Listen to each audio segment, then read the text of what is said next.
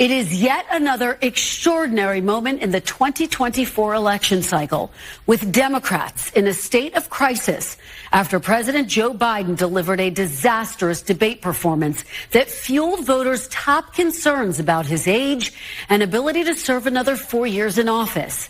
Not since the first Nixon-Kennedy debate in 1960 has a debate had as much potential to shake up a presidential race.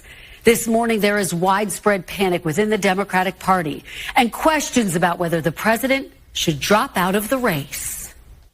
I think it was a disaster. I think it was like maybe the worst debate I've ever seen in my entire life. I do think people feel like that we are confronting a crisis. There were going to be discussion about whether he should continue. At first it was shocking, then it was scary, then it was sad, and by the end it was absurd. Is the riskiest path sticking with Joe Biden, or is the riskiest path saying we want someone else? And anybody who says that that is not a tough call right now is full of On Friday, in a stunning move, the New York Times editorial board called on President Biden to serve his country and drop out of the presidential race. NBC News has learned that President Biden is expected to address his campaign with his family at Camp David. That's according to 5 people familiar with the matter.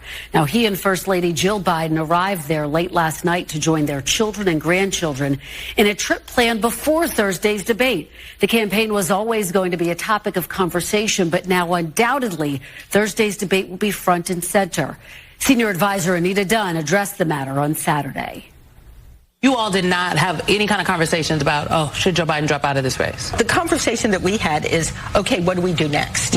Okay, that is, if there's one thing that we're about, it's, okay, Barack Obama said bad debates happen. We had a bad debate. What do we do next? And, you know, the president, above all, is focused on what do we do next? What do I need to go do?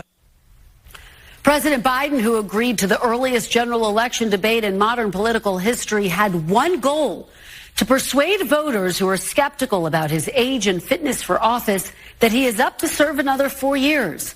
Mr. Biden has consistently told voters, watch me. If I were to run, I think they're going to judge me on my vitality.